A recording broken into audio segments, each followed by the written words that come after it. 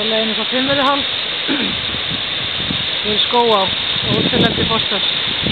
Þannig á leiðinni til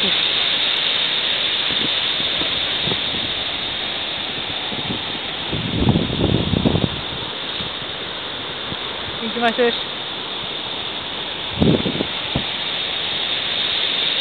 Mjög gott veður. Cirka 1 stig hiti, gola. Alveg heitt í það jöklinum.